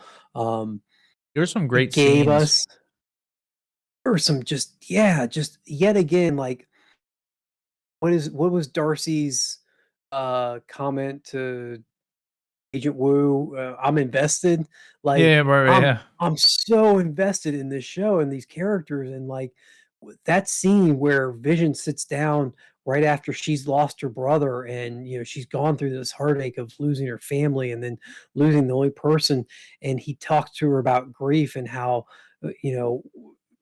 isn't that what love is? Like, isn't that proof that love still exists? Because what is grief if not love persisting? Like, just It's deep. just rip your heart out. Like, Yeah. oh man, just I was floored by that, and like just gutted me when I saw it. And I love that scene so much. And then you see how she, later on we see her go to retrieve Vision's body, and he's all in pieces, and he is just this pile of mechanical metal and wires Mhm. and whatever. Um, but yet in that scene, you can see how he is very human. And you can see how she fell in love with him and stuff. And just the way this episode kind of bounced back and forth between that, the way it gave us backstory into Wanda, why it's happening as a sitcom, just everything about it I thought was excellent. Done excellently. We ended the last episode. I'm sorry, I'm taking up all the talking time. I'm going on a tangent here, but we ended the last episode with it was Agatha all along and the catchy little Mhm. tune that came from that. But we find out this episode, Mhm. I was really worried after that because I was like, oh God, it's going to just be a simple, like, person wanted revenge. And so she trapped Wanda in this thing. But we find out this episode, it really hasn't been Agatha all along. Wanda was the one that initially created the hex and created this town, which is Mhm. what I really hoped that they were going to do. I don't want Wanda to come away from this. Not that I want Wanda to be a bad person or something, but I like the idea of exploring the fact that this woman had gone through so much. She had been beat down so much, lost so much. She reached this point where she just, even if it was unconscious, slipped in her power. She's so powerful. She created this other world. Mhm. I'm glad that they didn't just duck out on that by saying, "Oh, it was just Agatha. Agatha created this. Agatha did everything. It was Agatha all along." It was Yeah. Agatha for a lot of things that have happened, but it wasn't Agatha all along. Yeah, because they even point out that she was just there trying to get Wanda to show her like real face or whatever, to show her true self or whatever, however they described it. Like she was just there, kind of influencing situations, so that Wanda would break character essentially, and it's because she Yeah. wanted to know like how the hell she was doing it, Yeah, from it one was witch to Wanda's another. Like yeah. It was Wanda's explosion of power that created this thing that drew Agatha there. exactly. So, which was cool too, because we got the backstory to Agatha at the beginning with the whole Salem thing. So we got that. Before I forget too, the other like line that I really liked when you mentioned that she goes to Sword and like sees Vision and everything. For one, Tyler Hayward was actually being like really cool with her. I thought like Yeah. he wasn't being a dick. He was like, you can go see him, I'm sorry." He said like he was happy to like nice to like finally meet her. Like he seemed very genuinely like a nice person. Like condolences, didn't sick all his dogs on her when she broke the glass and went down there and stuff. However, he did make it out to to us after the hex has been created. He lied to everybody and said that she stole Vision. Exactly. He did not She did not do that, as you saw in there, No. so he is still a dick. However, he was not being one then, like, he was actually I felt like he was being, like, a good person, like, there. He was trying to give her some what little closure he could Yeah, given his position. Yeah. yeah, and then, but she goes up to him and is like when she says, like, "I can't feel you," and it calls back to Oh, Infinity War, and yeah. then like, when they're in Ireland doing their thing. They mention that there, but then when she has to kill him, Vision says that to her, and, he says it's like, "I just All I feel can feel you." is you. Yeah, then Yep. she dies. Like, then he dies again after that, so, hopefully, it doesn't like, if that has to happen again, this show could still end very badly. Like, you know what I mean? In a lot of because that's the Oh one thing god. that's kinda weird.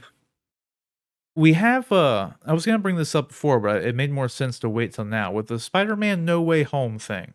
All right, we all like because kind of like I said, like what I've found like one of the more interesting things about this show and this episode in particular was just how much stuff we thought the show meant when it really doesn't.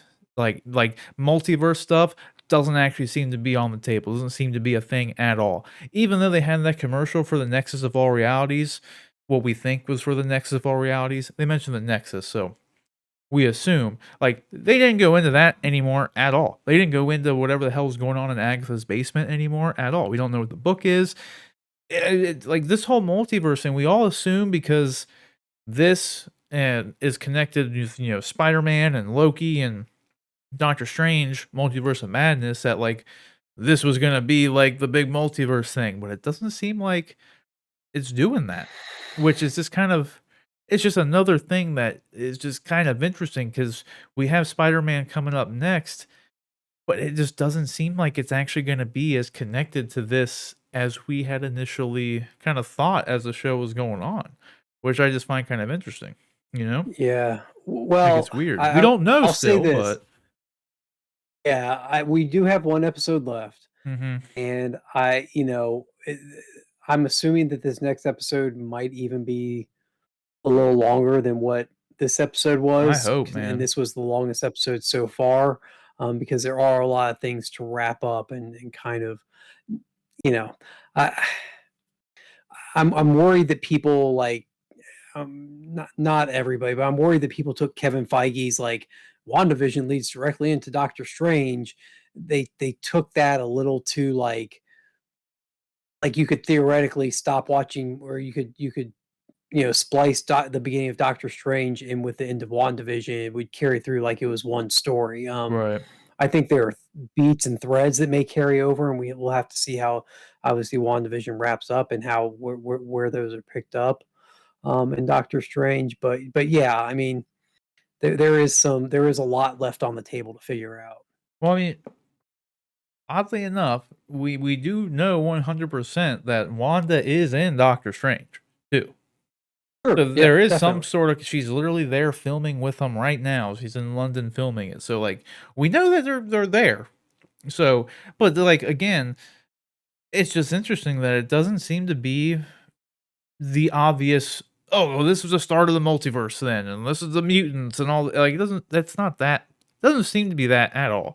There's one more episode, yeah, but I don't know. That's just one thing I thought was kinda, like, cool in a way, because like, a part of me thought, like, it would be cool if that was indeed, like, the multiverse stuff and all that, but I was really more interested, to my normal or not my normal, but my original kind of theory was just that this was just all a broken woman who caused this all to happen. Maybe that ripped open something in the multiverse, fine, but, like, I just wanted it to be Wanda. Like, I thought that Mhm. was a much better like, a Shakespearean tragedy kind of a story, Definitely. you know what I mean? I didn't want it to be like you said, Agatha That comes guy, in, is yeah. manipulating everything, and Wanda's a good guy, I didn't want it to be a clean cut thing, like, Yeah. that's not how the show was set up, so I was kinda relieved, but it is kinda more confusing because, like I said, we're supposed to have these connections, and it just seems that there's really not it doesn't seem to be going the same way. There was a cool scene here, though, too, with during this opening shot here with, I believe this woman is supposed to be her mom, the one that, like, Yes. lasts till the end. She gets, Yeah, like, the this main one. yeah, she gets, like, this crown thing on her head, though, did you notice that? And it kinda reminded me a little Um, bit of, like, Scarlet Witch's, like, vaguely, crown thing, you see it? vaguely. That was the other thing I was going to mention is that we don't know what the Scarlet Witch means. I mean, We don't. it was kind of Wanda's name in but we don't know exactly, Agatha calls her the Scarlet Witch, and clearly that has some sort of implication in the MCU that it's a unique position. It's not just a code name that they came up with for her. Yeah, they've So, created some new who lore for sure. yeah, who knows Absolutely. what kind of, maybe the Scarlet Witch is the bridge between multiverses or something in the MCU, and we just, haven't whatever. We haven't gotten that explanation. So I still think there's a lot left to come. But yeah, I no, I didn't. I completely missed the crown on her. I think I was trying to look for. I was actually the one thing I'll say is I was trying to figure out where Agatha was coming from in this scene because Agatha kind of it's a Yeah, it was really weird. cool performance, but it's also a little odd It because was.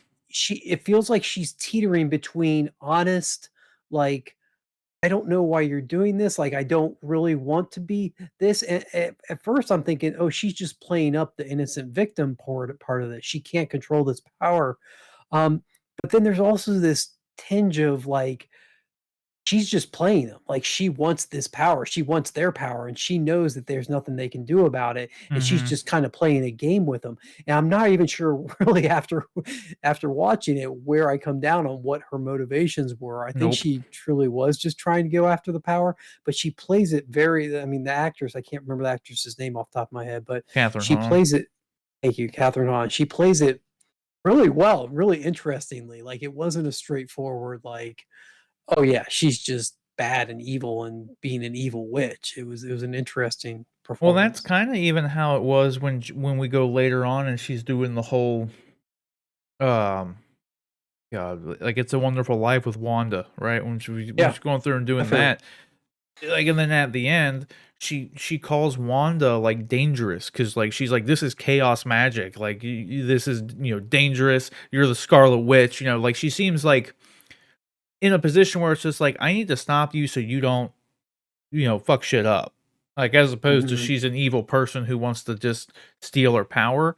Didn't seem to be like that at all. Like, what I got from it was, like, she genuinely thinks her existence is dangerous, kinda like Charles thought about Wanda's existence and fricking the House of M stuff, like, "Maybe we should just kill her." That's kinda where she's coming from, Yeah. just like, "This is weird," like, so that's kind of interesting because it's like, okay, so it's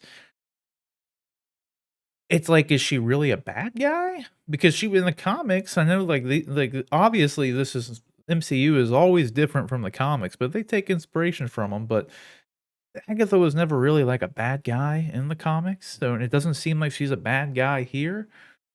So, I don't know, I just don't know where they're going with it. Because like, now we have the White Vision thing at the end, so it's like, is White Vision gonna come in, and then they're all gonna have to fight White Vision? Like, because obviously we still have Monica has her powers now, so she's obviously gonna help with this in some capacity. We have the fake Vision and Fietro. Like, is Fietro still gonna have powers? Like, is he gonna be able to help in this fight? Like, who knows? Is freaking White Vision gonna be voiced by James Spader? So it's actually just like Ultron? You know what I mean? Because that's kind of what I was thinking. Because remember when we saw Yeah. James Spader listed as the voice of Ultron in WandaVision? I was like, "Well, Oh, this yeah, would be a that's good right. place to do it." Like, Yeah. if they were gonna do it, granted, you can't believe all the castings until you actually see the damn show. That could be completely fake news. Um, but you never know. It would be a good time to do it. It would make sense. I don't know. It's possible. But yeah, the crown thing here, because then you had later on that scene where that's another thing too with this, when they go start doing the whole "It's a Wonderful Life" thing, they show her when she was a kid, and then the Stark bomb comes down, and it doesn't go off, and then Agatha's trying to piece together, like, how this all started, and, like, Agatha thinks that she has always been a witch rather, as opposed to her getting her powers from the Infinity Stone. It Mhm. was never actually confirmed whether or not that's the case, that's just what Agatha thinks. Because we know she got the powers from the stone, but they could easily retcon that to be like, well, no, she was a witch, because that's what it seems like they're kind of saying. Like, because they even make the Her comment, like, she stopped the bomb, but she's like, no, I didn't stop the bomb. Like, it just was a faulty bomb, like, whatever. So, like, and her powers um, were amplified by the yeah, potentially, right. Because in that scene, okay. you get she has that, like, hallucination of what looks like the silhouette of the Scarlet Witch. Like, the OG costume coming down on her. I'm trying to see if I can find it. Yeah, that's right. Yep, yep. No, you're Yeah, right. I it's, forgot like, about right that scene. around Yep. here, and, like, it's just a really quick thing, and, like, this Yeah, scene it's doesn't make a whole lot of sense, like, outside of I mean, there's no context to it, we're not given any context, but it's just weird, because then it kinda goes to the lore behind this Scarlet Witch thing in the MCU and how it's definitely a different thing than it was in the comics, 'cause in the comics, it was just her moniker, it was just her name. They're definitely making it mhm. out to be like the Scarlet Witch is like a rare occurrence in life, but it's a thing that's already existed at some point. Maybe Mhm. it's never been seen because it's like maybe she's like Anakin Skywalker, she's chosen one kind of thing. Who knows? But yeah, you get this. Sure. See if we can get this shot here. She looks right back, and then it was an interesting scene. It's also interesting Yeah. later on when they show the video of this that none of this was seen. She's the only one that experienced this. Yeah. The observers there didn't see this. The video shows her just stand there for a second, then just fall over. Yeah, it's like a The cut. staff and the Yeah. Infinity Stone never move. Yeah. Yeah, super weird. Because then it's like, okay, did she just hallucinate it? But if she did, why'd the camera cut? Like, you know what I mean? The feed stopped, and so Mhm. it's weird. And again, like maybe it has to go with whatever this new lore for the Scarlet Witch is. Like, I don't know. It was just interesting because you can tell that, you know, it's totally her in her like more classic looking costume. I'm wondering if she's gonna actually be throwing this suit on. Like now that she's gonna be That's what thrown I was down with wondering, yeah. Agatha, you know, like maybe that's what we'll get out of it. Because we kind of got the cheesy comic book, you know, like Halloween one. Halloween. Yep. Yeah. So I wonder if they're gonna give her like a new cool one and maybe have like a magic crown like her Agatha's mom did as opposed to like a Yep. solid one. Who knows? Who the hell knows? It could be cool That'd be if cool. done right. But yeah, other than that, I mean, like like again, like this was a great scene. I loved all this stuff. Really, it was some pretty emotional stuff. It was Mhm. good. But I'm just curious at this point though, what the hell they're gonna be doing with just wrapping it up. You know? Oh yeah, and then Yeah. of course the whole the freaking letter that Vision left her, you know, for us to Yep. grow old in, and like, and then Yep. that's just what that's what breaks her right there, and it The was cool to straw see that her. breaks the camel. Yeah. Yep. And it was cool to see her go through Westview here, and then you see all the familiar faces of everybody, like, you The know, landmarks. And yeah. Yep. The mailman guy was just like a pizza delivery guy just out there. So no, she's just, I don't know, it was just funny. Little things like that. Mrs. Hart is just some woman sitting at a coffee table. Like, Yeah. Yeah. It was good. And then we guess the next big thing, I guess, like the last, I guess there were two big Vision things, right? The one we got confirmation that like she did just make him. Like she didn't she steal him and manifests. Yeah. reconstitute him or nothing. Like he just is like born from her energy in this Mhm. shot here. So like that's interesting. It makes you Which- kind of wonder like how what's gonna happen afterward, you know? Sure, and it also makes it make a little more sense as to why he could not really make it out of the barrier. Like Mhm. he was it was almost like him leaving the barrier was almost like her extending her barrier, her magic further. Yet she isn't able to really do it that well. So he was being actively sucked back in because he's part of. So that made more sense about why that scene played out that way. Yeah. Versus if she had just stolen his body and reanimated his body, then there would be less of a reason why it would be sucked back into the hex. Well, and the other thing too, like, and I heard some people speculating about this, and like, I don't know, because she got her power from the Mind Stone, and that's where Vision had his life was from the Mind Stone. Her powers are red, but as she is like constructing this fake Vision, it's yellow energy coming out. Do you think like some people have been theorizing that like somehow it's like essence of the Mind Stone being used to kind of reconstitute him in some way? I don't know. I haven't really bought into it, but it's an interest. It is. I'll give you the fact that it's interesting that it's yellow for him, but I think it's just a visual cue because of the Mind Stone. Yeah, but we talked about this in one of the earlier episodes of WandaVision. I just seriously doubt that they would dip back into the Infinity Gem well Mhm. at this point. I mean, they just wrapped up a decade-long saga with the Infinity Oh Gems. yeah, I think at this point we're pretty settled on the fact that Cap got them back to their rightful times, and they're going to stay where they belong for a while. Now we may see them come back in one day, but I just don't think the first thing out of the gate after Endgame is to have the gems play a part in this anymore beyond what they have to to explain WandaVision's power or Wanda's powers and her interaction with the gem. Yeah. No, I totally agree. I think it'd be kind of like how the whole Pietro thing is just kind of a cheap way to throw everyone off. I think that, like, oh, it's the Infinity Stones again. Is just kind of it's Yeah. lazy more so than anything. It's like, really, we just got to do that again? Like we just did it. Like we just did it. When and you can just start the clock on when Thanos comes back at Yeah, that exactly. point, It's like you know? is that coming back too? Like, come on, man. So Yeah. yeah, I don't know.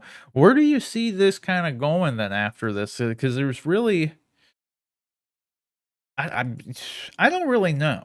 Because the only thing I can think of is like the obvious White Vision's gonna come in and he's not gonna be good, right? Like it's gonna be an Ultron situation. Like maybe he turns on Sword and everybody's gotta stop him. You know what I mean? We're obviously gonna have fake Vision versus it's technically real Vision, but White Vision. We'll just call him White Vision. So Yeah. that's I obviously gonna happen, but I wonder if this isn't their way to bring Vision back. Like, I wonder if Wanda's gonna figure out some way to obviously, I think the big, for lack of a better way to put it, the big fight is Wanda versus Agatha. You know, Agatha is there to quote unquote stop Wanda, whether or not she actually is there to stop her or steal her power, who knows at this point. But I think that's the main battle. I wonder if this Vision is sent in by Sword with the intent to put an end to Wanda, but Wanda is able to somehow take the Vision that she has constituted and put him basically into the stone or into the head of this new Vision and give him that physical body that can then live outside of the hex. That's kind of my guess as to, and I'm hoping it's not just a simple, you know, good Vision battles, bad Vision, and Wanda battles Agatha, and Pietro battles, God, Monica. why did I forget it? Monica. You know, I'm hoping it's not just like three good guys versus bad guys fights. I'm hoping there's a little more to it. I think there will be. I think what might end up happening too is instead of them being able to merge the visions, that's how they have to kill this White Vision. Like just like Neo did to the Agent Smith in the first Matrix movie, he jumps inside of him and then he blows up. I'm thinking Vision's gonna have to go inside of him and blow him up. Sacrifice himself. Yeah. So then we lose Vision again. And it's a way that they can make it like emotional again, but not be like kind of a retread You because, you know. You would think at this point I'd be desensitized to seeing Vision get killed, Right. but nope, nope. If it happens again, it's gonna be awful, and I'm dreading it. So I hope you're just for the sake of my emotions. I hope you're wrong. Yeah, I can't blame you. That'll be 4 times dead technically because he got 2 in Infinity War, and then in this it would be White Vision dying and Fake Vision dying at the same time. So that's 4 Vision deaths. Like be Yeah. a lot of death. So I think I could see that happening though, because that would I don't know that because we know in Far From Home, Vision is confirmed dead, and that is 7 months after Endgame. This is like 3 weeks after Oh well, Endgame. hold on a second though. We know that Marvel and their timelines don't always match up exactly well That's because there was true. what a 5 year jump between um Oh, I can't even remember now. There was something about the first Spider-Man movie with the Battle of New York, and they said like 8 that's what it was. It was 8 years later supposedly, but then, it didn't match up with the other timeline, so I Yeah, take all they those had to timelines fix with it. kind Yeah, of they a had to grain of retcon the salt. Yeah, time. Yeah. exactly. So, So yeah. I wouldn't I understand what you're saying, but I also think that they could easily come back and say, yeah, but really what it is Yeah, but this other thing." it could totally be undone, and no one's gonna care about that either. Most people don't even know that was mentioned in Far From Home. You know what I mean? Like, no one even Yeah. remembers it.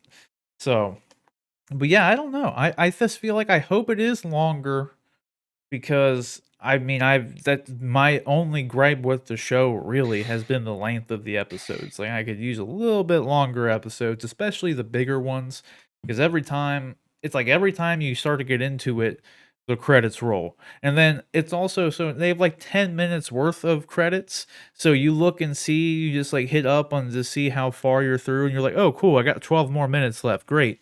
And then 2 minutes later, the show's over because of the 10 minutes of credits. Like, it's insane. So I really hope this one's a little bit longer, because I feel like they do have a lot they need to kind of wrap up if they are going to have some tie-ins to, if the tie-ins to this, well, I guess we could say rumored tie-ins or rumored connections with the Loki and Doctor Strange and Spider-Man stuff, like if that's actually going to be a more interconnected kind of story, then I feel like they definitely have some setup they need to do for that, because as it stands right now, I don't really see it being all that connected. Just for time's sake, you know what I mean? If we have another 30, 40-minute episode left, how are they gonna fit that in? Like, I feel like they got Yeah. enough to wrap up already without set up for something else, so I don't know. That's kinda the only thing I'm really hoping for. Yeah. Just a little bit longer. Give us a nice, I hope they stick the landing, because I liked everything so far. I don't know if I guess we're gonna see Monica actually maybe use her powers and stuff a little bit. Like, all they've shown her do was like be able to see the color spectrum in a different way. Haven't had her use any sort of like photon blast or whatever the hell they're gonna call her. I don't know if they're gonna call her spectrum or photon. I was assuming spectrum because of the all we've seen her do is see a different spectrum. But if she starts shooting photon blasts out, then maybe they'll call her photon. I don't know. Yeah. So I don't know. Yeah, I'm really looking forward to it. Obviously, I've loved this series so much that I can't wait to see what the end is. I'm also a little apprehensive about the ending because, I was always under the impression that after this, like the following week, we get Falcon and Winter Soldier. But it looks like we're going to have a 2-week kind of dry spell there where we don't have any new MCU content. But I mean, we just made it through months and months and months without any over a year without Yeah. new MCU content. So Yeah. I shouldn't complain too much. But yeah, that's hopefully there'll be enough with the ending of WandaVision to kind of keep us thinking and analyzing and looking at and maybe we need 2 weeks from the end of WandaVision to recover before they jump into a new story with Falcon and Winter Soldier. It's possible. Well, we do get too. Don't the immediate following week we get that behind the scenes thing though for Oh, you're WandaVision. right. I think So we then do. there is Yeah, just one. I know you're that's right. not quite the same thing, but that is something. And so there's Sure. only going to be like a one week of nothing. So we still kind of, I guess, got to wait 2 weeks, but in a lot of ways, because you have to wait till And then Friday. we get But Yeah, and then you get the overload because then you get Zack Snyder's Justice League, you get WandaVision, and there's oh something, and then yeah, King Kong and Godzilla. Oh my God. That yeah, that middle part of March, the mid to late part of March is just gonna you better block out all your social. I guess nobody's doing very many social interactions right now anyway, but clear your calendar for yeah, that for part of sure. March. March and April, they're gonna be popping off for genre movie fans Yeah. for sure. We got Falcon, Winter Soldier, Godzilla, Snyder Cut, Mortal Kombat. Mortal I'm Kombat, yeah. I'm probably missing something, but like that's four I'm things sure we right are. there. Like, I'm excited for it. Yeah. I just hope they stick the landing. So that's all I really have for it. I'm excited for. I'm standing by though. I am like I used to be more excited for Falcon and Winter Soldier, like of all the announced shows, right? But then the most recent Loki trailer they dropped, that moved to the top of my list. Like, I Yeah. don't know what it is about it, but I loved that trailer. So I'm obviously happy we're getting Falcon and Winter Soldier. Like, don't get me wrong, but I'm really looking forward to the freaking Loki show now. So I don't know why the Yeah. trailers for Falcon and Winter Soldier haven't really blown me away. The Loki one really blew me away. I don't know. Maybe it's because I had like no Agree. expectations for Loki and I had expectations for Falcon. I don't know. Regardless, John, we're gonna wrap this up. So where can all the good folks find you online, good sir? Unless you had anything else you wanted to add. Because I don't think I said it. I just wanted to say one last thing about this particular episode of WandaVision. I really liked the fact that we got back a more fleshed out backstory for Wanda. We have origin stories for a lot of the main Avengers, and Wanda just kind of showed up with Pietro, and her backstory was given through exposition. So this was a cool way to actually flesh that out a little more, and so I really enjoyed the fact that we got that through this episode. But other than that, that's all I had to say about this. And people can find me over at the Twitters and the Instagrams at Nightwing_K.